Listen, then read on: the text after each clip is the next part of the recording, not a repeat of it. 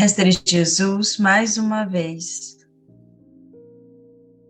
pedimos a tua bênção, pedimos a tua presença entre nós, que possamos mais uma vez, em harmonia, em equilíbrio, aprender um pouco mais sobre nós mesmos, sobre as nossas responsabilidades, sobre a nossa caminhada.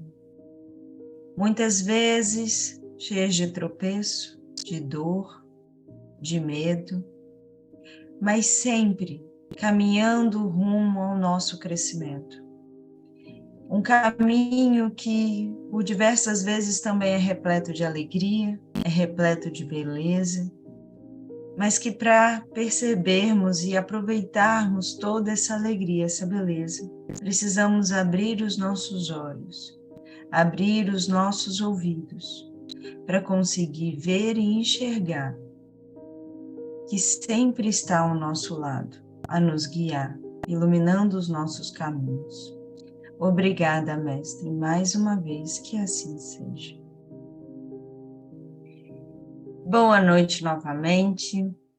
Bom, como o nosso moderador colocou para vocês, hoje nós vamos conversar sobre mais um tema do Espiritismo Explica. E aí, só para retomar, né, qual é o objetivo do curso, o objetivo desse curso é que a gente possa conversar sobre coisas do nosso dia a dia, da nossa vida material e também da nossa vida espiritual, mas sobre a luz do Espiritismo, com esclarecimento um pouco maior sobre como o Espiritismo enxerga, né, o tema em si, né, o que o Espiritismo tem para nos aconselhar diante, né, das situações que nós encontramos no nosso dia a dia. E como não podia deixar de ser, hoje a gente vai falar de sexo. Um tema que para muitas pessoas é até incômodo, porque traz determinadas vergonha, traz muitas vezes alguns tipos de preocupação, até mesmo alguns tipos de preconceito, mas que a gente não pode esquecer que faz parte da nossa vida. Afinal de contas, todos que estão aqui, né, me olhando neste momento, estão encarnados, chegaram ao plano material por meio do sexo. Então, a gente tem que voltar a enxergar, né, esse tema com um pouco mais de naturalidade. E é esse o nosso objetivo de hoje, enxergar o sexo como ele realmente é, como ele realmente foi criado para ser. Porque eu não estou dizendo que, na atualidade, o sexo seja tratado, né, não seja tratado de forma muitas vezes equivocada, que geralmente gera essas situações, né, incômodas. Realmente isso acontece, realmente isso existe, mas que não era para ser assim. O sexo em si, na sua origem, ele é natural, ele é saudável, ele é divino. Tudo que nós enxergamos de errado relacionado ao sexo foram construções nossas. E é por isso que a conversa de hoje é para que a gente possa voltar. Óbvio, a gente vai entender como, né, esses comportamentos muitas vezes equivocados podem afetar a nossa vida, vamos entender, né, a nossa parcela de responsabilidade diante disso, mas mais do que tudo, o objetivo, né, dessa nossa conversa de hoje é nós entendermos o que é o sexo na sua origem.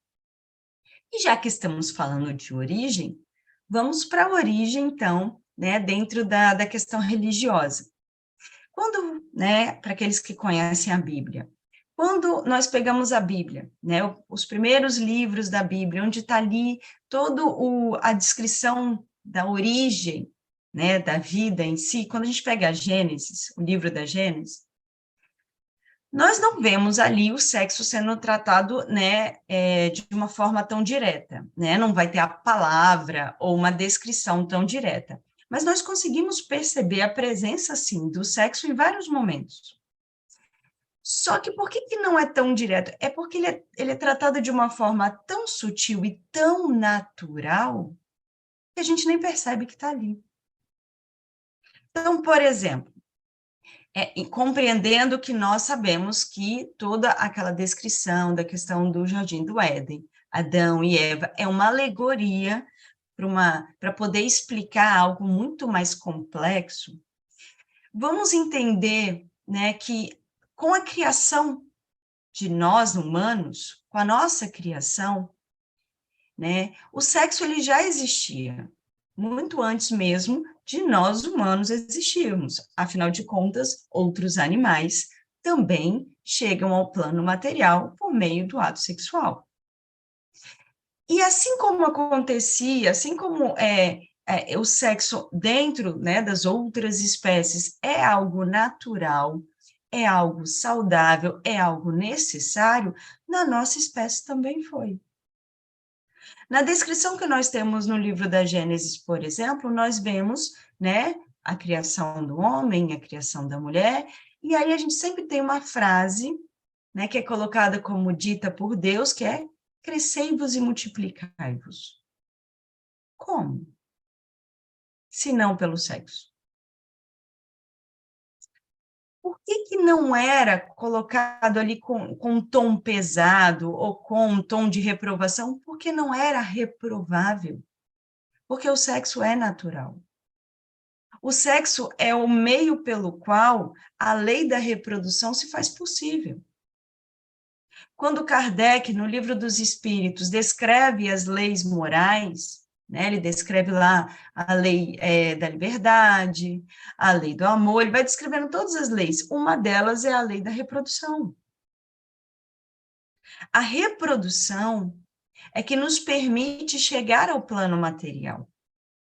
E precisamos estar no plano material para conseguir progredir. Outra lei, a lei do progresso. Então, o sexo, como que o sexo poderia ser algo ruim se é por meio dele que se faz possível uma lei divina? Então, por aí a gente já entende que não há nada de errado no sexo.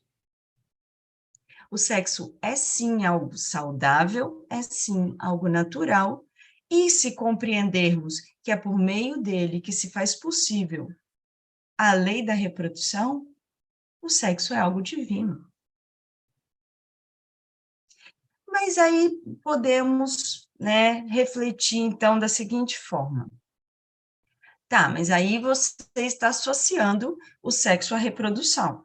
Então, o sexo só seria saudável, o sexo só seria natural e divino quando quando está relacionado em si com a concepção, com a reprodução. Biologicamente falando e entendendo o sexo na sua origem, essa é a função dele, mas não é a única. O sexo vai além de apenas possibilitar que um novo espírito chegue ao plano material. O sexo também é um momento de intimidade, de afeto, de carinho entre dois indivíduos.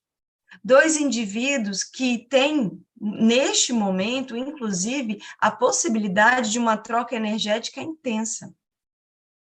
Porque muitas pessoas, quando pensam no sexo, pensam só na questão material, né? Que existe troca de fluidos corporais? Sim, mas muito mais do que isso. As trocas energéticas são extremamente intensas. Então, é muito mais do que o que muitas pessoas imaginam. Então, óbvio, ele tem sim o sexo, né, uma importância ligada à reprodução, mas é muito mais importante que isso. Por que eu não posso, né, não devo associar, pelo menos no momento em que nós estamos, evolutivo que nós estamos, nós não devemos associar o sexo à reprodução de uma forma muito restrita. Muitas pessoas, embasadas em alguns preconceitos, inclusive que tentam justificar esses preconceitos em questões religiosas, colocam que o sexo, quando feito fora fora dessa situação da reprodução, fora de um desejo de uma concepção, ele seria algo pecaminoso. E muitas pessoas, inclusive, utilizam dessa justificativa para alimentar determinados preconceitos, por exemplo, para quando nós temos uma relação entre pessoas do mesmo sexo. Porque, nesse caso, não há procriação. E muitas pessoas se apegam a este detalhe para dizer que uma relação entre pessoas do mesmo sexo, ela seria uma relação pecaminosa, seria uma relação ruim, entre outras coisas, né, que a pessoa utiliza como justificativa, uma delas seria essa, de que o sexo aí, ele é algo pecaminoso porque ele não tem como fim a reprodução. Só que aí vamos nos perguntar, todos os casais héteros, eles fazem uso do sexo único e exclusivamente com a finalidade da reprodução? Não. Vamos pegar um pouquinho mais pesado. Se um casal hétero, ele decide, né, totalmente tradicional, totalmente, né, dentro dos conformes, né, casado, tudo certinho, vamos constituir família, e aí um dos dois da relação descobre que é estéril. Sexo está proibido, então? Se a pessoa ela tiver alguma limitação biológica para poder gerar, para poder dar origem, né, a um filho biológico, isso quer dizer que ela nunca vai poder fazer sexo? É por isso que a gente tem que refletir bastante antes de ficar usando determinados argumentos para justificar os nossos preconceitos. O sexo é muito mais do que só procriação. É também um sinal de carinho, é um sinal de confiança, de cumplicidade entre dois indivíduos que naquele momento decidem estar juntos. No momento em que dois indivíduos estão juntos, estão ali naquela troca energética, eles podem, inclusive, estar se beneficiando com essa troca energética. A grande questão não é o sexo. Porque, como a gente viu, está lá na Gênese, que nós fomos criados. E um dos nossos objetivos éramos procriar. Né? Deus coloca crescei-vos e multiplicai-vos. E isso acontece por meio do sexo. Ah, mas a pessoa ela tem que estar casada. Um documento é o que faz diferença? Ou são as intenções? Muitas vezes nós colocamos vestimos determinados rótulos. Ah, o sexo não é só para procriação. Ok, eu entendi, mas tem que ser um casal. Tem que ser um casal que esteja formalmente casado. A grande questão envolvendo o sexo não é a condição da pessoa, civil da pessoa. Não é o gênero da pessoa. São as suas intenções, são os seus pensamentos, são as suas emanações ligadas ao sexo. Emanações essas que elas não são visíveis a quem está encarnado, a não ser quando elas acabam sendo concretizadas em ações. Aí você consegue perceber o que determinada pessoa pensa. Mas, em geral, o que uma pessoa está pensando, você não sabe.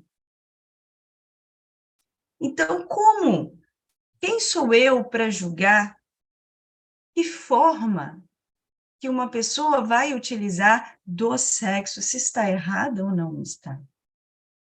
Cabe a mim julgar se a forma como eu uso está equivocada, porque os meus pensamentos, esses eu conheço.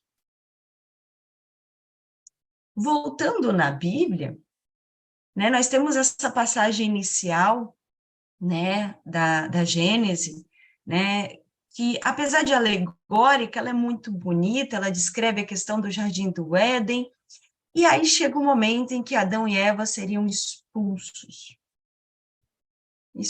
do paraíso. Muitos, inclusive, associam essa expulsão, associam o ato, né, de comer o fruto proibido da árvore do conhecimento ao sexo.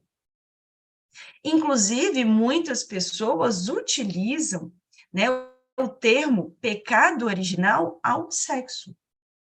Mas como o sexo poderia ser o pecado original se ele foi criado como parte do organismo humano, do organismo dos seres vivos? Se ele era necessário para que a reprodução acontecesse, para que uma lei divina se fizesse possível. Então, não seria esse o pecado original. E aí eu vou colocar aqui a minha interpretação, e aí respeito a interpretação de cada um, né? Entendam, quando a gente lê a Bíblia, a gente vai interpretando de acordo com as nossas verdades, e não existe interpretação certa ou errada, só existe aquela que te cabe, e cada um de nós pode ampliar essa interpretação ouvindo a interpretação do outro. Então, só para vocês entenderem, e para que a gente possa definitivamente tentar desvincular essa questão do pecado original ao ato sexual em si, o que eu vejo, né, dessa alegoria do Adão e Eva, da expulsão do paraíso? Vocês já repararam que o fruto que, teoricamente, Adão e Eva comem, que os fazem ser expulsos do paraíso, era da árvore do conhecimento?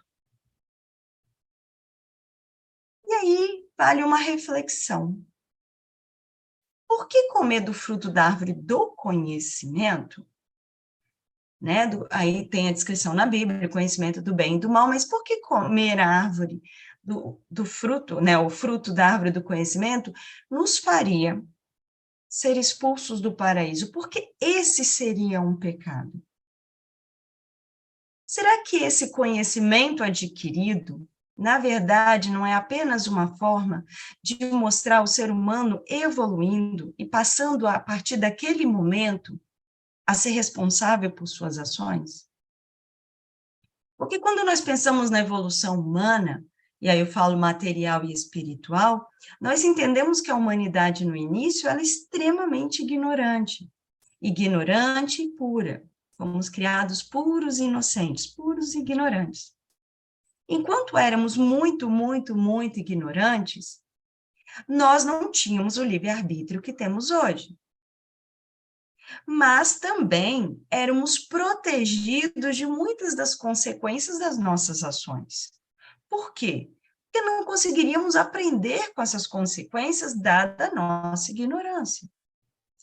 A partir do momento que você angaria conhecimento, você vai crescendo intelectual e moralmente, você começa a ter um pouco mais de conhecimento, você passa a ter também responsabilidade.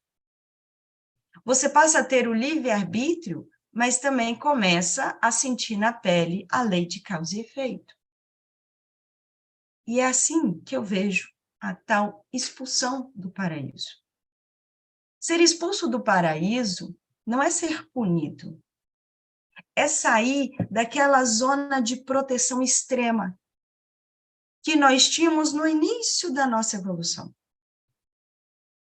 Quando muito inocentes, éramos totalmente protegidos pela espiritualidade, porque não aprenderíamos com as consequências das nossas ações. Então, o sexo, ele não foi o pecado original. O sexo em si não é pecado algum. É o que nós fazemos com ele a partir do conhecimento que nós estamos angariando. Porque a partir do momento em que você angaria conhecimento, começa a ter livre-arbítrio, começa a agir, você acerta em alguns pontos e se equivoca em outros, comete exageros em outros. E a partir daí começa, então, a estar sujeito às consequências das suas ações. Daí essa dor de perder o paraíso. Né? Eu vejo a saída do paraíso mais ou menos como aquela frase que muitas vezes a gente fala, que a ignorância é uma bênção. Né? Porque enquanto éramos ignorantes, estávamos no paraíso. Só que a partir do momento que você tem conhecimento e começa a agir, começa a fazer uso do seu livre-arbítrio, inclusive com relação ao sexo, você começa, então, a estar sujeito às consequências dessas ações. E também começa a perceber o quanto algumas das suas ações, elas são reprováveis. Começa a se envergonhar dessas ações. E aí nós temos a descrição lá na Gênesis, de que neste momento em que comem, né, o fruto proibido, Adão e Eva cobrem o corpo, porque se envergonham de estarem nus. A sexualidade até este momento não era nada demais. Ambos estavam nus e estava tudo tranquilo. Por que agora se torna um peso? Não é porque o sexo passou a ser um pecado, mas a forma como nós tratamos o sexo talvez já não seja tão natural, tão saudável como era na origem. Fala, meu apoio. Boa noite. Primeiramente, desculpa pela câmera aí, a iluminação da sala está atrapalhando aqui. Eu acho que essa questão do fruto proibido é atribuído ao sexo, né, talvez pelo nome, né, proibido, e a gente normalmente não atribui isso a livre-arbítrio, né, que pelo menos a gente entende hoje dessa forma que o livre-arbítrio, o fruto proibido seria o livre-arbítrio, justamente quando a gente perde o paraíso, entre aspas, né. Mas você não concorda que talvez seja a questão do nome e toda a mística que conhecemos, fruto proibido, e aí pelos tabus que a sociedade tinha, pelas crenças, acabou associando isso ao sexo?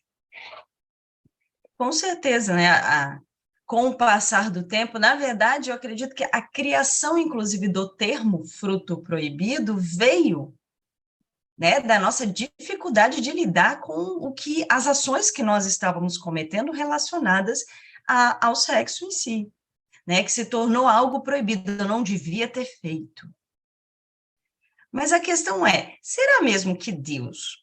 Não, já pararam para pensar nessa lógica? De Deus construir um jardim e colocar uma árvore que tinha fruto, mas não era para ser comido? E qual é a lógica disso? Na verdade, não é que ele pôs uma árvore que tinha um fruto que não era para ser comido. Aquele momento ali era um alerta. Olha, aqui está a árvore. Aqui está o conhecimento.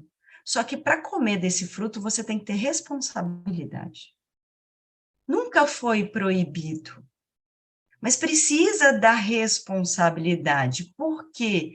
Porque as consequências da falta de responsabilidade com esse conhecimento são muito grandes. Conhecimento é poder. Mas a nossa dificuldade de lidar, principalmente com a nossa vergonha, né, de lidar com os nossos equívocos, com os nossos erros, a gente coloca assim, não, é proibido, não pode. A maioria das coisas que a gente fala não pode, não é que não pode, só precisa de equilíbrio. Tudo na vida precisa de equilíbrio. E como a gente não consegue ter equilíbrio, né? Todo mundo está buscando esse equilíbrio e não consegue, é mais fácil falar que é proibido. Só que eu preciso entender e trabalhar para encontrar o equilíbrio. E muitas vezes, nesse processo de tentar encontrar o equilíbrio, nós acabamos indo de um extremo a outro, né? Como se fosse uma gangorra.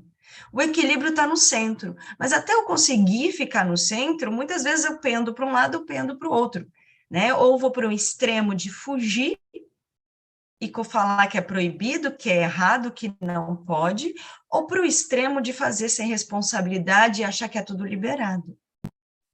Nós vamos, né, colocando nós como a humanidade, nós vamos encontrar o equilíbrio para todas as nossas ações. Mas isso leva tempo, isso leva à prática. Então, nós precisamos ir trabalhando diariamente isso para efetivamente encontrar esse equilíbrio. E uma das coisas que a gente tem que fazer é enxergar essas situações com um pouco mais de naturalidade, inclusive o próprio sexo. Porque se eu continuar usando, não, é proibido, é o fruto proibido, eu vou fugir. E eu vou embutir na cabeça daqueles que estão ao meu redor, principalmente, né, aqueles que veem em mim um exemplo, por exemplo, né, os pais, né, com seus filhos. Quando você começa a embutir na cabeça proibido, é proibido, não pode, não pode, não pode, primeiro que geralmente não funciona, né? Porque quando você fala para um adolescente não pode, é mais ou menos, né, a fruta brilha, né, lá na árvore. Mas a grande questão não é nem essa, é que vai acontecer porque é natural, vai acontecer, o sexo faz parte da vida humana, isso vai acontecer em um momento. Mas quando você começa a colocar isso é proibido, isso é proibido, isso é proibido, não se fala sobre isso, não conversamos sobre isso, o que que vai acontecer? Essa pessoa, quando ela tiver qualquer dúvida, quando ela tiver qualquer coisa para ser falada, não vai ser com você. A questão é, vai ser com quem? O sexo, gente, faz parte da biologia, faz parte da espiritualidade. Por quê? Os espíritos não têm sexo. Sim, não tem. Mas é por meio da nossa vivência material que nós angariamos o conhecimento que carregaremos para a nossa vida espiritual. E muitas dessas experiências estão ligadas, sim, ao sexo. Então, nós precisamos tentar enxergar de forma natural e também tentar trabalhar de forma natural, de forma mais saudável. Porque a grande questão é que algo que era para ser divino, saudável, natural, passou não só para alguns a ser algo proibido, mas para outros passou inclusive a ser uma ferramenta de dor. Por quê? Porque nós estamos usando essa ferramenta de uma forma tão equivocada que isso tem trazido muitos prejuízos, tanto materiais quanto espirituais. Né? Muitas pessoas, quando falam em vício, por exemplo, se lembram de álcool, se lembram do cigarro, se lembram de outras substâncias, né, químicas, se lembram do jogo. Muitas vezes as pessoas esquecem que o sexo também pode se tornar um vício. E algumas tendências que nós trazemos conosco, algumas tendências negativas, acabam aflorando por meio do sexo. E algumas tendências, alguns comportamentos extremamente negativos, não só para conosco, mas para com o próximo. Então, algo que foi criado como puro e divino, hoje é inclusive usado como uma arma para machucar o outro. Então, daí a necessidade de nós repensarmos, não fugirmos, mas repensarmos, né, sobre essa parte da nossa vida tão importante. Quando você segue na Bíblia, né, passou o Gênesis, Adão e Eva foram expulsos do paraíso, você vai encontrar sexo sendo citado na Bíblia outras vezes? Vai, mas na maioria das vezes agora como algo negativo. Sodoma e Gomorra, por exemplo, né? O sexo ali é colocado como algo extremamente negativo. Porque o sexo se tornou negativo? Não. Porque ali a gente já vê o mau uso do sexo. E qual é esse mau uso? São só as ações? Não, não são só as ações. Obviamente, as ações negativas relacionadas ao sexo, elas se fazem mais vívidas. Porque elas são vistas, elas são sentidas, e elas acabam, muitas vezes, levando prejuízo não só a um indivíduo que comete, mas um indivíduo também que está ali, que faz parte dessa relação, ou né, que não faz parte de uma relação íntima com esse indivíduo, mas acaba, de uma certa forma, sendo, né, não vou dizer vitimizado, porque a gente aprende que não existem vítimas nem algozes, mas, de uma certa forma, sendo prejudicado com essa ação. Então, nós temos, por exemplo, infelizmente hoje, casos de estupro, casos de abuso a menores, a animais. É o sexo ou é o indivíduo? Ou é a intenção do indivíduo? Ou é o que o indivíduo quer aflorar, uma tendência, uma necessidade, que ele acredita ser uma necessidade dele, né, uma desvirtude, e que aflora por meio do sexo. Então, é por isso que o repensar é nós não colocarmos a culpa no sexo, e sim entendermos que a grande questão são as nossas intenções. Leonardo, você levantou a mão porque você usou uma mãozinha que apaga. O negócio tá moderno, antigamente era a mão que ficava para cima, agora é a mão que apaga. Essa que você pôs é aplauso. É verdade. Eu apertei errado.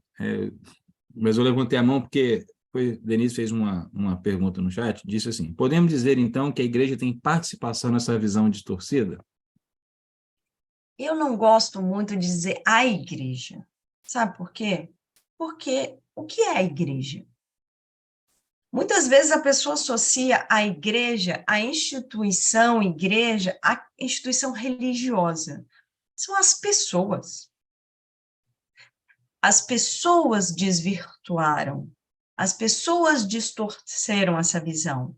Muitas ligadas a religiões e muitas não ligadas a religiões.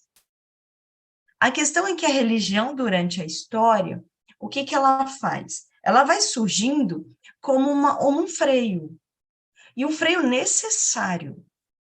Porque imagina, com todas essas religiões que existem no mundo, a gente já faz o que faz. Com esse monte de freios que existe no mundo, não só as religiões, como as leis materiais, a gente já faz o que faz. Imagina se não existissem. Então, as religiões, elas são escolas.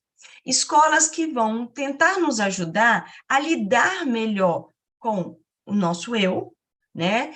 Em fazer com que nós possamos entender o nosso papel no mundo, a nossa responsabilidade, nos ajudar a compreender as leis divinas.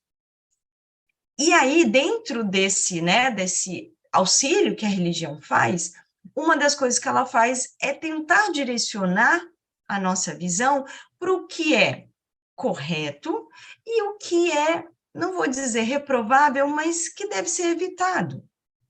A questão que o ser humano, como eu disse, ele está sempre nas extremidades. E quando, né, ele vem com essa questão, isso você tem que evitar, isso você tem que trabalhar com a responsabilidade, o que ele faz? Isso é proibido. Isso não pode. Mas isso não é a religião, somos nós. Porque nós fazemos isso. Às vezes a gente não quer, não quero esquentar a cabeça, tendo que explicar para fulano o porquê que isso. Eu falo que não pode, está tudo certo. Né? Ainda tem aquela frase, por que não? Por que não? Por quê? Porque ou eu não sei explicar, ou eu não quero explicar, e eu acho mais fácil, proibido e pronto. Vamos evitar problemas. Se eu falar que está proibido, ninguém vai fazer. Só que não é assim que acontece. Então, eu só tiraria aí a questão da igreja. Eu não gosto muito de usar a igreja, porque a gente acaba englobando ali uma instituição muito maior. Então, as pessoas, nós somos assim, vivemos em extremos e muitas vezes distorcemos uma coisa que deveria ser muito mais simples, né, muito mais natural. Leonardo. Sou eu. Vamos lá.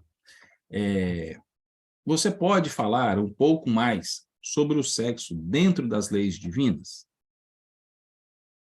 Então, vamos lá. Primeiro, né, nós temos que entender, como eu disse no início, o sexo em si, né, ele é uma ferramenta, é um processo pelo qual a lei da reprodução se faz possível.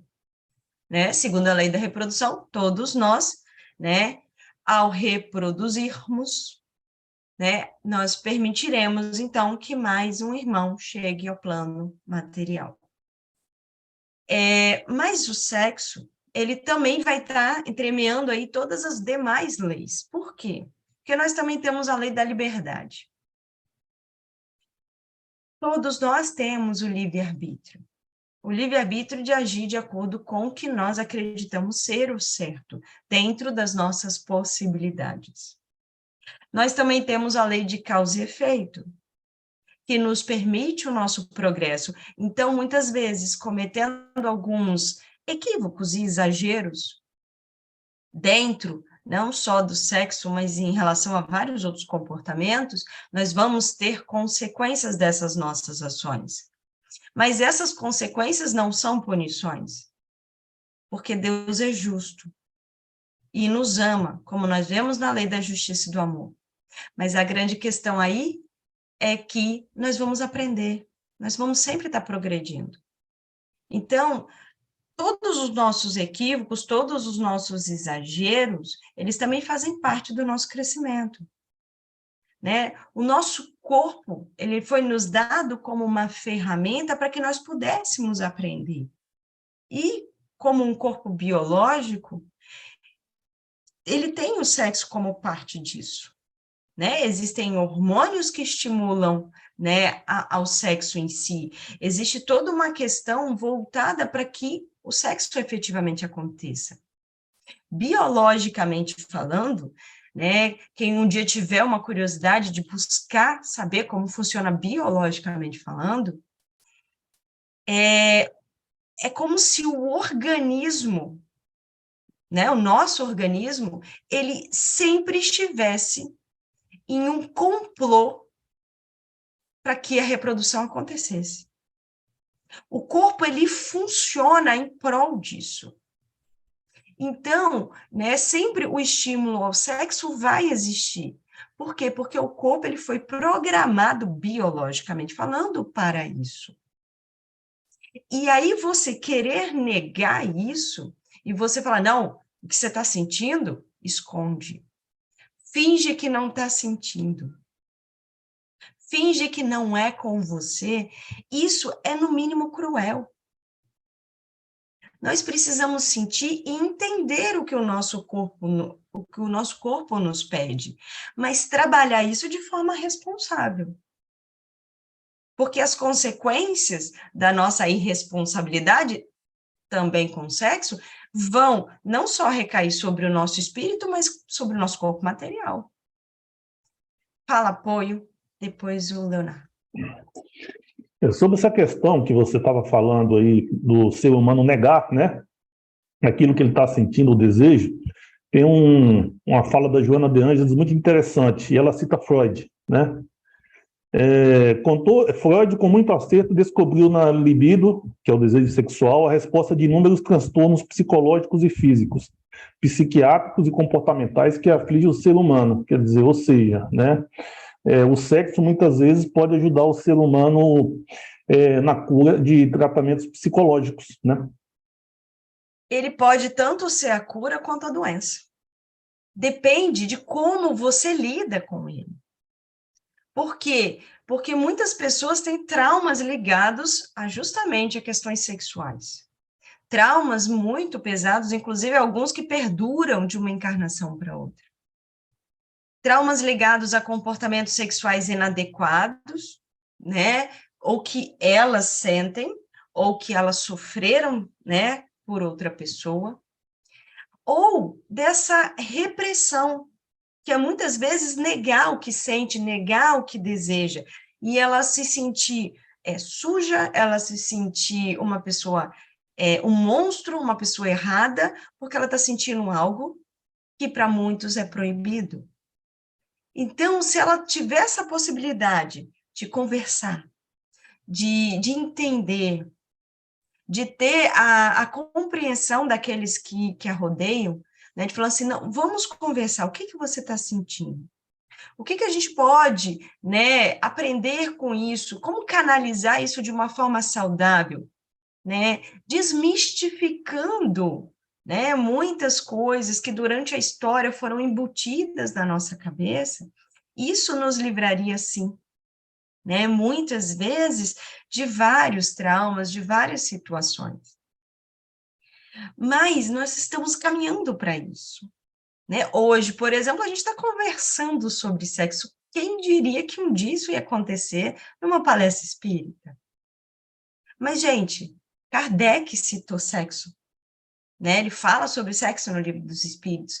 Emmanuel fala muitas vezes, né? O Anderson colocou, que a Angela De Angelis também coloca isso, fala sobre o sexo, tentando em todos os casos, chamar para responsabilidade, mas nunca colocando como algo proibido. E aí, nós temos que lembrar que o Espiritismo, ele não condena nada.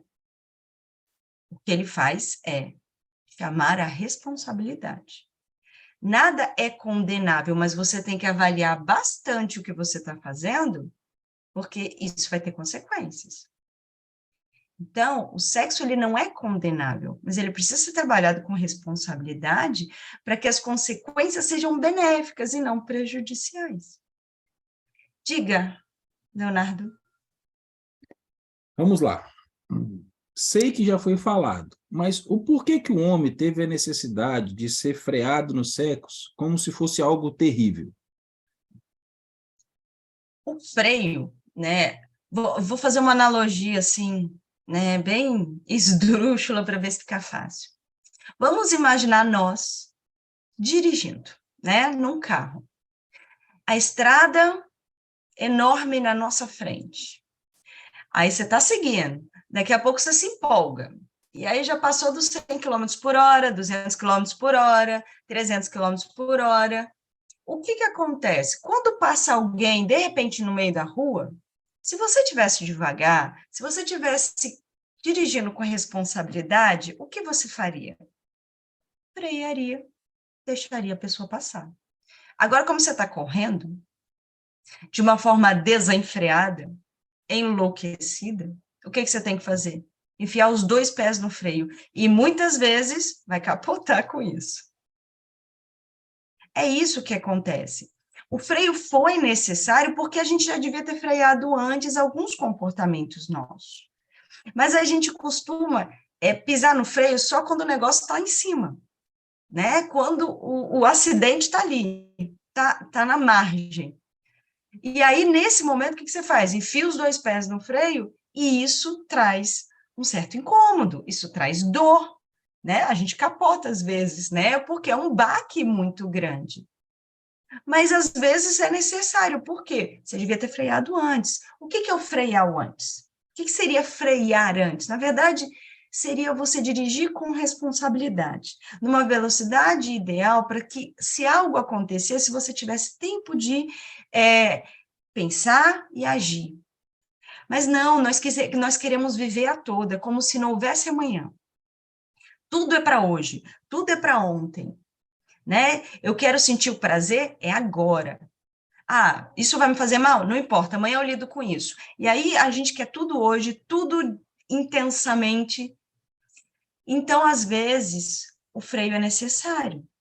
E o freio, muitas vezes, como ele vem justamente nessa situação de nós estarmos, né, a toda nessa estrada, ele vem de uma forma brusca e às vezes machuca.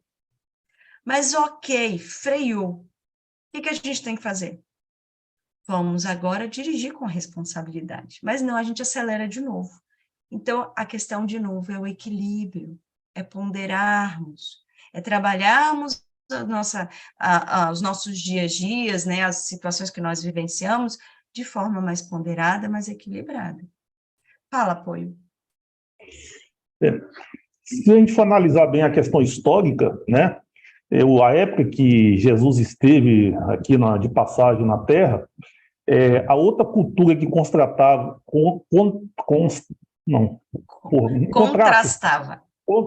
obrigado, com o povo de Jesus da época, né, os hebreus, desculpa, lembrei, eram os romanos, né? E os romanos, eles eram defensores da orgia, por exemplo, né? Para eles era uma coisa muito comum. Imagina se isso continuasse seguindo pela sociedade durante esses 2000 anos, né? A gente não tivesse uma espécie de freio como uma forma de amenizar um pouco essa situação. Imagina a quantidade, talvez, de doenças venéreas, doenças sexuais, que além dos transtornos também que o sexo traria, né, para a sociedade nesse período, né? É a questão da gente não encontrar, né, o equilíbrio. Enquanto, né, eles tinham uma liberdade total com relação ao sexo, não vou dizer total, mas uma liberdade muito grande com relação ao sexo, outros viam isso como algo negativo e colocaram o quê? Proibido. Não pode, isso não pode. O ideal seria o quê? Vamos tentar entender que essa forma de agir não é a correta, mas na época isso não era cabível, mas é cabível hoje. Hoje nós temos já o discernimento, nós já temos a compreensão de refletirmos, de que quando foi colocado é proibido e foi permitido pela espiritualidade que fosse colocado esse freio tão intenso, foi permitido porque tinha um benefício, como o Anderson colocou, as coisas estavam meio que encaminhando, né, para não uma liberdade, mas uma libertinagem que traria muito prejuízo. A grande questão é que quando você põe um carimbo de proibido, você engloba muita coisa. E aí as pessoas começaram a ver, então, o que é proibido? O sexo é proibido? É proibido a relação afetiva entre duas pessoas que não são casadas? É proibido que relação afetiva em duas pessoas que são do mesmo sexo? As pessoas não conseguiram entender o que é proibido. E aí o que aconteceu? Tudo. Tudo. Se não for desse jeitinho que eu vou dizer como é, casado, fazendo o que o marido quer, se não for desse jeitinho, o resto é proibido. Só que hoje nós já temos o discernimento para compreender de que o sexo não é o pecado original, de que ele não é o vilão. É o nosso comportamento desenfreado, a nossa falta de respeito para conosco e para com o próximo, é esse sim que traz prejuízo. É essa nossa sede por um prazer efêmero, intenso, imediato, sem pensar nas consequências, esse sim é que traz prejuízo. E não os rótulos e os preconceitos que foram atrelados ao sexo por causa dessas proibições. Fala, Leonardo. Falo, sim, vamos lá. Temos algumas perguntas. Primeiro, a AIDS veio, então, por esse motivo, também, um freio para que nós acebássemos na velocidade dessa nossa entrada? Olha, eu não sou ninguém para dizer o que é o que não é, mas eu não gosto de ver uma doença, de dizer, a doença ela foi programada, planejada para isso. Não. Eu não vejo assim. Eu vejo ela como uma consequência das nossas ações. Foi uma consequência das nossas ações. Biologicamente, né, o mundo muda, os micro-organismos mudam por ação do mundo. A proliferação deste vírus foi por nossa, né, responsabilidade, foi por causa das nossas ações. Mas programado, vamos colocar este vírus para isso? Não. O que acontece é que a espiritualidade, ela trabalha muito com o natural. Então, naturalmente, por consequências das nossas ações, nós tivemos essa doença, né, surgindo aqui no plano material. E o que a espiritualidade viu? Uma forma da gente aprender. Então, vamos deixar. Então, assim como outras doenças que surgiram durante a história, a AIDS, ela veio como consequência das nossas ações, como uma consequência biológica, natural e evolutiva. Ela se multiplicou, se tornou uma epidemia por consequência das nossas ações, né? Pela nosso comportamento desenfreado, sem responsabilidade. E a espiritualidade permitiu que tudo isso acontecesse porque sabia que haveria aprendizado e sabia que essa doença seria, sim, uma forma de freio, uma forma para a gente aprender, opa, Eu não posso ser tão irresponsável. Eu tenho que pensar um pouco antes de eu agir, porque não só eu estou me prejudicando, como eu estou prejudicando o outro, né? Então, sempre quando a gente fala sobre o surgimento de um vírus, de uma doença, é sempre bom a gente entender que a espiritualidade, ela trabalha com o curso natural com que as coisas acontecem. Obviamente, existem algumas coisas que são planejadas, mas, no geral, ela vai trabalhando com o decorrer, né, do curso natural, né, desse rio que segue, e ele vai avaliando se é útil, se não é útil, se não for, não vai acontecer, se for, o rio que segue, e nós aprendemos com isso. Leonardo. Vamos lá? Como a espiritualidade enxerga o olhar sexualizado de um adulto para uma criança? Então, antes de eu falar da questão da espiritualidade, vamos entender o seguinte.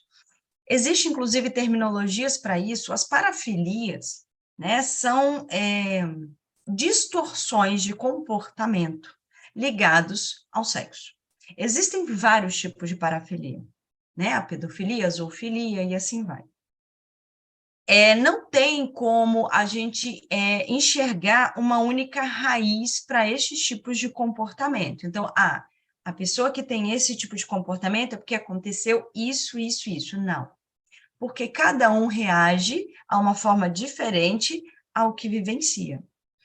É óbvio que esse indivíduo, ele traz essa tendência com ele como resultado de tudo que ele experienciou nessa vida ou em vidas anteriores, ou às vezes o somatório das duas coisas. Às vezes ele já traz essa tendência, alguns desejos, e esses desejos, eles acabam sendo externalizados desta forma.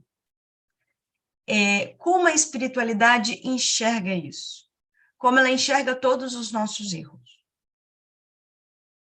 Entendendo que nós somos seres falíveis, que nós vamos cometer equívocos, que muitos desses equívocos vão levar sem dor ao outro, mas que nós somos filhos de Deus, que merecemos oportunidades de aprendizado. Vamos sofrer, sim, com as consequências das nossas ações, vamos ter que lidar com essas consequências, as quais muitas vezes vai nos trazer dor, culpa, né? Vários sentimentos e sensações não agradáveis, mas somos filhos de Deus. Todos nós. Uma pessoa que comete a pedofilia, a pessoa que comete a zoofilia, a pessoa que comete o estupro, seja o que for, ela é tão filha de Deus como todos nós que estamos aqui conversando agora. Ela merece e precisa de ajuda para poder superar esse obstáculo, né, essa desvirtude que ela ainda tem. Mas isso não quer dizer que ela vai estar livre das consequências das suas ações. Consequências tanto materiais, né, questão das leis materiais, né, a qual ela está sujeita, mas também as consequências que vão acompanhá-la após desencarnar ou em outras encarnações. Inclusive a própria culpa, quando ela se dê conta do que ela faz, não é o ideal. Mas eu quero que fique claro que a espiritualidade, com uma compreensão muito maior que nós, ela não vai apontar este aqui está perdido, ou este... Não. Todos nós temos o direito de oportunidades de aprendizado, algumas oportunidades que vão trazer dor, sim, e estamos aqui para isso. Né? Mas é aquele que sofreu, aquele que foi a vítima. Tudo tem aprendizado. Tudo tem um porquê. Tudo tem um para quê. Se eu não entendo o porquê hoje, pelo menos eu consigo entender o para quê. É para eu aprender. Então, que nós possamos trabalhar o perdão, que nós possamos trabalhar a nossa tolerância, mas, obviamente, não sendo conivente com esse tipo de comportamento, porque nós sabemos que não é um comportamento adequado. Né? Quando a gente fala dessas parafilias, nós estamos falando de transtornos, de distúrbios relacionados ao sexo, que são mais evidentes, que já são ações, né, que são praticadas. Mas eu vou dizer que existem várias coisas ligadas à questão do sexo que não chegam a ser ações visíveis e que estão aqui, na nossa mentalidade. E essa a gente tem que trabalhar, porque essa não é um ou outro que a gente ouve notícias no jornal, é a grande maioria de nós, né? Mas eu vou falar disso, né? Depois, primeiro eu vou responder as perguntas. Leonardo. Eu vou fazer uma inversão aqui numa pergunta, só para não ser cadendo o tema, para depois não ter que ir e voltar. Então, como a gente falou, a gente estava falando sobre isso, então o Wagner perguntou assim, por que temos dificuldade de sermos caridosos com o pedófilo? Não só com... Primeiro, vamos lá, vamos entender o seguinte, né? Para que a gente também não caia em erro. Pedófilo não é a pessoa que abusa de uma criança, tá? Isso tem que ficar claro. Pedófilo é a pessoa que sente atração, desejo por uma criança.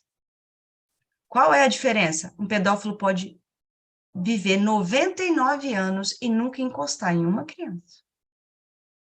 Então, a gente tem que tomar cuidado com essa diferença, porque muitas pessoas elas têm esse desejo, mas elas conseguem se controlar, sim. E elas estão numa luta interna, constante, absurda, porque elas sentem o desejo, mas não querem fazer porque sabem que é errado. Então, vamos tomar cuidado justamente para não cair nessa, tá? Então, o ato em si, tanto que pedofilia não é crime. O crime é o abuso de menor. Porque desejar não é crime, porque desejo não pode ser criminalizado, porque não tem como, né, você desejar porque uma pessoa, você acusar uma pessoa porque ela quis fazer uma coisa. Mas qual é a nossa grande dificuldade? A nossa dificuldade é porque nós já entendemos o equívoco, já entendemos que é errado. E nós, geralmente, saímos, né, lembra do equilíbrio? A gente sai de um extremo para outro. Então, por exemplo, enquanto eu achava que homicídio, né, vamos pensar na nossa evolução, enquanto eu achava que homicídio era natural, matar a pessoa é normal. Roubou sua novilha? Mata ele. Foi pego traindo o esposo? Mata ela. Enquanto isso era muito natural para nós, né, enquanto humanidade, a gente não julgava o homicida. Ele fez, mas estava certo. Ele tinha a justificativa dele. Né? Ele foi o marido traído, tinha que matar a esposa. Roubaram lá o sustento da família dele, tinha que matar o ladrão. Então, isso era muito natural. Aí a gente vai crescendo moralmente. E aí a gente vai ganhando virtudes, trabalhando as nossas desvirtudes. E aí no nosso consciente e inconsciente fica claro, matar é errado. Só que o que acontece? Ao invés de a gente sair do extremo de que matar era natural para chegar no equilíbrio, a gente faz o quê? Vai para o outro extremo. Matar é errado e quem mata tem que morrer. Olha a lógica. Olha a nossa lógica. A gente sai de um extremo para outro. A gente sai e começa a ser extremista ao ponto de que a gente está criticando o outro por fazer uma coisa que eu estou desejando a ele. O que é o equilíbrio? Matar é errado. Eu não devo matar. O outro não deve matar. Mas o outro vai aprender isso no tempo dele. E, enquanto isso, ele vai lá sofrendo com as consequências das suas ações, com relação à lei e tudo mais, mas quem sou eu para querer mal a ele?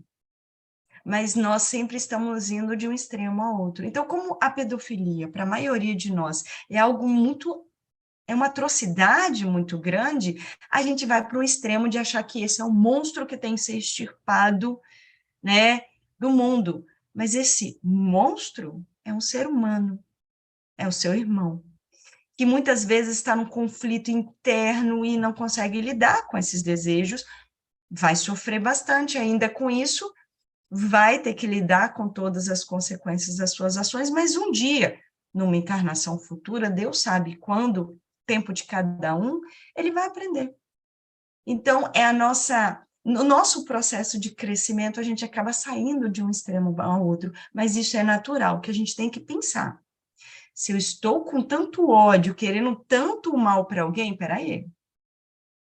Mesmo que ele tenha feito uma atrocidade, como é que eu posso estar desejando uma atrocidade para ele? Cadê a história de oferecer a outra face? Cadê a história de, se ele diz respeito, eu vou oferecer respeito? Cadê a história de amar os meus inimigos? Então, é neste momento em que nós já temos esse nível de discernimento que nós temos que parar, respirar fundo e avaliar esses nossos pensamentos e essas nossas ações. Leonardo. Vamos lá, vamos botar a ordem agora. Existem pessoas que se drogam em busca de um prazer, outros se atolam na comida, outros desenvolvem uma compulsão sexual com uma única forma de prazer. Em todos esses casos, a causa é a mesma? Fuga, talvez? A causa é particular de cada um, né? Porque eu posso externalizar problemas pessoais meus da mesma forma que você, Leonardo, mas nós temos problemas pessoais diferentes. E aí eu externalizo, por exemplo, a minha ansiedade, a minha angústia, a minha raiva comendo, e você pode externalizar sendo violento, reativo ao que as pessoas, né, as pessoas que chegam até você. Às vezes a gente passou pela mesma situação, só que externalizamos de forma diferente. E também tem um caso que a gente pode viver coisas totalmente diferentes, situações diferentes, em momentos, circunstâncias diferentes, e externalizar da mesma forma. Né? Eu como compulsivamente por uma questão de não aceitação, eu sou insegura, eu tenho um problema de me aceitar como uma pessoa merecedora e como demais. O outro come demais por quê? Porque ele não consegue lidar com a raiva, com o medo. Cada um vai trabalhar de um jeito de acordo com o que sabe. Então, é difícil dizer se a causa é a mesma. Mas, de uma forma geral, os vícios físicos e morais são muletas. São muletas, por quê? Porque é neles que nós nos amparamos para não ter que lidar com uma outra situação da qual nós estamos realmente fugindo, ou porque eu ainda não conheço a situação. Muitas vezes a pessoa ela sente algo, uma angústia sem fim, mas ela não sabe o que é efetivamente. E ela acaba querendo anestesiar isso, né, com o que a gente chama de vício moral e vício material. E muitas vezes o vício material, ele surge numa tentativa de suprimir, de apagar um vício moral. Então, por exemplo, eu tenho, vamos pegar o caso que vocês estavam citando, né, uma pessoa que tem atração, né, por crianças. E ela já sabe que isso é errado, ela sabe que ela não deveria sentir isso, ela não quer, ela quer fugir disso ao máximo, aí ela se entrega ao álcool, ela se entrega às drogas, ela se entrega a uma outra coisa que faça ela não pensar a respeito, que ela não fique remoendo a culpa. Então, cada um tem uma forma de lidar com o calo que dói. É difícil dizer qual é a causa, né? Mas de uma forma geral, sim, nós usamos os vícios como uma maneira de tentar anestesiar uma dor que nós não estamos dando conta, ou de fugir de uma situação que nós também não estamos dando conta, né? Mas isso é temporário. Basta nós percebermos que esse vício, seja ele moral, seja um vício material, ele vai trazer mais prejuízos e mais dor do que a dor original. Então, por isso, nós precisamos repensar, trabalhar com paciência, com calma, com discernimento, todas as nossas emoções e todos os nossos sentimentos. Leonardo. Vamos lá. Um comentário da Denise, né, que ela disse que mais é crime abusar de criança, mais crime de abusar de criança. Estupro são crimes que até mesmo dentro da população carcerária são inaceitáveis, ou seja, tipo de crime que extrapolam todos os limites de aceitação. Esse foi um comentário dela. Sim, mas eu diria que para Deus não extrapola limite algum. né? Então, a gente tem que tomar cuidado com a normalização, né, do inaceitável. Nós precisamos entender, somos seres limitados, todos nós somos seres limitados, temos limitações, estamos no estágio evolutivo que não somos santos. Ninguém aqui vai ver uma atrocidade de respirar fundo e falar assim, não, paciência, ele vai aprender, não é assim. Você vai se irritar, mas temos que tomar cuidado para não tornar isso, né, essa reatividade, essa justiça com as próprias mãos, como algo normal. Principalmente se nós realmente vestimos a camisa de cristão, ou seja, se queremos seguir os ensinamentos de Cristo, o qual, como eu disse, nos ensinou a oferecer outra face e amar o inimigo. E quem é o nosso inimigo hoje? Antigamente a gente podia dizer que o nosso inimigo era aquele que roubava as minhas ovelhas, né? Aquele que disputava um duelo na rua comigo por causa da minha esposa, do meu marido. Hoje, o inimigo é aquele que bate de frente com o que eu acho que é certo, né? E às vezes ele está do outro lado do mundo. Eu só vejo pela rede social, né? Eu só vejo pelos jornais. Então, nós temos que saber que nós não vamos sair abraçando o mundo, né? E perdoando a todos, mas tomar muito cuidado com a forma como nós propagamos e aceitamos a violência de forma normalizada, mesmo que essa violência seja contra uma pessoa que cometeu uma violência. Violência nenhuma se justifica, ok? Óbvio, nós entendemos. E, obviamente, tem aprendizado. Tudo isso acontecendo dentro da comunidade carcerária vai ter aprendizado para todos, e às vezes é a forma mais eficaz desse aprendizado chegar. Mas temos que tomar cuidado com aqui, ó, com o nosso pensamento, e tentar trabalhar aos poucos para um dia a gente conseguir, né, fazer como Jesus fazia, que era simplesmente perdoar. Fala, Leonardo. Vamos lá. Se hoje a humanidade parece que está a 300 km por hora, de novo, sobre o sexo, passaremos de novo, então, por outros problemas globais para freá-la?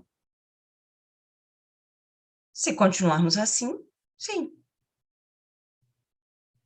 Assim como passaremos de novo por vários outros problemas materiais, se continuarmos trabalhando o egoísmo, o consumo desenfreado, teremos problemas com a falta de água, com a falta de comida, teremos vários outros problemas durante a nossa história se nós continuarmos agindo de forma irresponsável, não só com relação ao sexo, com relação a tudo. Né? Se nós continuarmos a sermos irresponsáveis, consumistas extremos, né, nós vamos passar por várias situações realmente que vão trazer dor, mas além da dor, o aprendizado. Leonardo. Agora, para informar que não temos mais perguntas. Tá. E aí, né, eu tenho uns 10 minutinhos, 10? Uns 10 minutinhos no máximo, mas que eu queria colocar uma coisa. Porque a gente entrou, principalmente agora no final da palestra, nessa coisa muito da distorção do comportamento sexual extremo, né? A gente falou do pedófilo, estuprador, esse tipo de coisa. Isso é extremo. E nós estamos aqui, muitas vezes, pensando, mas eu estou salvo disso. Não salvo de ser vítima, né, de uma situação dessa, mas salvo de fazer. Eu nunca faria isso. Mas não é só aí que mora o perigo. Todos vocês já devem ter ouvido falar, por exemplo, que o ato sexual em si, ele pode ser, inclusive, protegido pela espiritualidade. Talvez alguns já tenham ouvido falar. E quando um casal, em consonância afetiva, vibrando de uma forma equilibrada, ali, em conjunto, em nome da relação de amor que tem um para com o outro, quando eles estão ali, mesmo num ato que aos olhos de muitos é carnal, esse casal, essa situação é sim protegida, né? Não se preocupe, a espiritualidade não está vigiando ninguém, não é isso. Né? A grande questão é protegida por quê? Protegida justamente da aproximação de outros irmãos. Porque o sexo, ele traz prazer não só para a matéria, mas também para quem está no plano espiritual e ainda é ligado, né, de uma certa forma, a matéria. Então, essas pessoas, elas estão, sim, em proteção. Se a vibração dessas pessoas está sempre ligada àquele relacionamento de afetividade, de amor, né, de carinho, independente se é um casal hétero, independente se é um casal casado. A questão que eu estou falando aqui não é de gênero e não é estado civil. O que eu estou falando é emanações, pensamentos. Então, muitas pessoas que não estão casadas, por exemplo, que muitas vezes são do mesmo sexo, elas podem estar num relacionamento, num ato sexual em si, mas entregues ao sentimento que tem pela outra pessoa, que está sentindo pela outra pessoa, de uma forma harmônica, de uma forma equilibrada, e sim, estão protegidos. E nós podemos ter casais héteros, casados, em que aparentemente tudo está certo, mas as emanações são outras. Por quê? Porque às vezes está tudo perfeito. O papel de casamento lá dentro do criado mudo, né? Tudo dentro dos conformes segundo a sociedade diz correto, mas o sexo ele é envolto a emanações extremamente negativas. Quando essa pessoa faz daquele ato sexual um ato de violência. Seja ele violência física ou, às vezes, violência verbal, emocional. Quando as emanações ligadas a esse ato sexual são emanações ligadas à promiscuidade. Ah, mas às vezes a pessoa não está fazendo nada. Fazendo não, mas talvez pensando. E aí, neste caso, dependendo do conteúdo dos pensamentos, dependendo do conteúdo, né, dessas emanações, a espiritualidade ela não vai proteger. Por quê? Ela vai deixar as pessoas ali sujeitas a aprendizado. Aprendizado. E aí, imagina, se você está lá, mesmo, teoricamente, não fiz nada de errado, nunca fui contra a lei, mas todo o sexo, para mim, ele é sempre envolto a questões muito pesadas, promíscuas, né? Quando eu estou falando na questão pensamentos, emanações, desejos. Quem eu estou atraindo para estar participando? Espiritualmente falando. Então, as coisas elas vão muito além desses casos extremos que nós vemos nos jornais. As coisas vão muito além do que os casais que fogem ao padrão social, ao padrão religioso. Não é, como eu disse, o sexo, não é o matrimônio, não é o gênero da pessoa. São as atitudes, são as emanações, são os pensamentos, são os desejos dessa pessoa. Então, muitas vezes a gente se enche de armas para julgar o outro, para falar que o outro faz isso, o outro é promíscuo, o outro vive na libertinagem. Eu não faço nada, mas aqui, o que passa aqui? Porque o que passa aqui, nenhum outro encarnado, a não ser que ele seja um médium extremamente, né, aflorado, ao ponto de conseguir ver todas as minhas formas de pensamento, ele não vai ver. Mas no plano espiritual, isso vai se fazer visível. Porque às vezes você não faz. Mas o que passa aqui é o que muitas vezes é construído. Todo mundo já ouviu falar aqui que pensamento constrói. Ah, eu pensei uma coisa, então, não é automático, mas se você alimenta, se você depende disso, às vezes, esse indivíduo que só pensa e não faz, às vezes ele está num processo evolutivo, porque antes ele fazia. Então, na verdade, se só pensa e não faz, é um progresso gigantesco. Porque hoje ele só está no pensamento, antes ele fazia. Mas, mesmo assim, nós temos que tomar muito cuidado. Muito cuidado com os nossos pensamentos, com os nossos desejos e principalmente com o nosso julgamento. Para finalizar, aí, Leonardo, Anderson, vocês querem colocar alguma coisa antes de eu finalizar? Ou tem alguma pergunta? Não? Não? Para finalizar, eu queria só que a gente refletisse sobre uma coisa. Como algo que possibilitou a humanidade crescer ao ponto que cresceu, que possibilitou a cada um de nós estar nesse plano material maravilhoso, apesar de todos os problemas, que possibilitou que os filhos de vocês estivessem com vocês, que possibilitou todos os seus amigos estarem ali ao seu lado, como algo como o sexo poderia ser pecaminoso, sujo. São as nossas atitudes para com este comportamento que o tornaram assim. Não é o sexo o problema. É o nosso exagero, é o nosso descompromisso para com o nosso crescimento. E aí, eu queria finalizar lendo só uma frase, ela é bem curtinha, que é uma frase do Livro dos Espíritos, tá? Que está ligada à questão 908, que fala o seguinte: todas as paixões têm seu princípio num sentimento ou numa necessidade natural. Portanto, o princípio das paixões não é um mal, uma vez que se baseia numa das condições providenciais de nossa existência. A paixão, propriamente dita, é o exagero de uma necessidade ou de um sentimento. Está no excesso e não na causa. E esse excesso torna-se um mal quando tem por consequência um mal qualquer.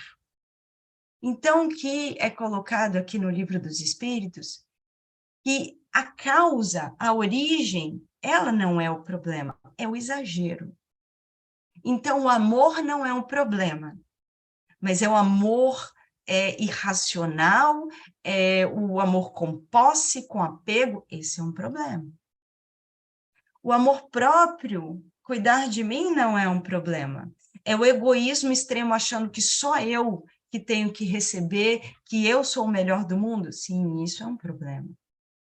Me orgulhar das minhas conquistas, isso não é um problema. Ter a vaidade e o orgulho desenfreado, achando que só eu sou o merecedor e que todo mundo está errado e só eu estou certo, isso é um problema. Sexo não é um problema, mas é o exagero, né? A irresponsabilidade, é a forma como eu uso o sexo para externalizar as minhas dores, as minhas desvirtudes, que se tornou um problema. Então, que nós possamos encarar para conosco, para com nossos filhos, nossos amigos, o sexo como algo natural e não algo proibido, mostrando que ninguém tem que fugir dele, só tem que entender que devemos ter responsabilidade para com ele, porque ele é algo divino, mas que tudo em excesso, tudo em exagero, de forma impensada e irresponsável, traz prejuízo.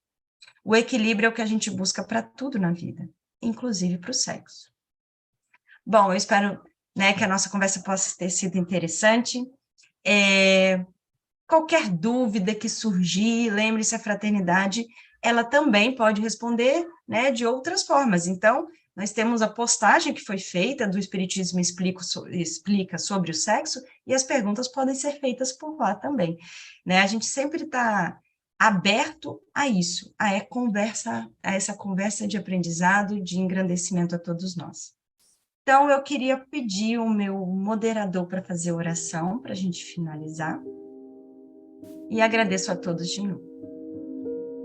Que bom. Obrigado pela palestra, foi um tema realmente, né, de muito esclarecimento. A gente tirar esse peso, né, das obras divinas é extremamente importante. Então, nesse sentimento, né, de comunhão, convido a todos para que fechem seus olhos, que a gente possa, depois que inspirados por essa palestra, levar nossos pensamentos ao nosso Pai Celestial em agradecimento a todas as dádivas que Ele nos dá, por suas leis perfeitas, que nos orientem, nos guardam, que fazem nos colocar em marcha do progresso. Que possamos nessa noite agradecer mais uma vez por tudo que nós temos, pela nossa casa, pela nossa família, pelo nosso lar, pelo nosso trabalho, pelas pessoas que gostam da gente, agradecer pelas aquelas também que não gostam, pois elas nos mostram aquilo que precisamos melhorar, assim como Jesus nos deixou, né? Amai os nossos inimigos. E vamos lembrar também em oração e pedir por aqueles que neste momento estão à margem desse amor e dessa misericórdia divina, pedindo ao Pai, aos céus, que envie os seus mensageiros espirituais e materiais a cada um desses irmãos que sofrem, seja no plano material, seja no plano espiritual. Que a graça e a misericórdia de Deus possa alcançar todos estes corações.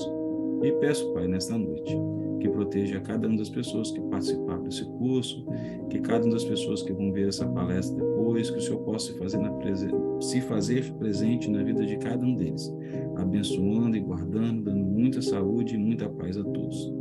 Fique conosco, Pai, hoje e sempre, que assim seja.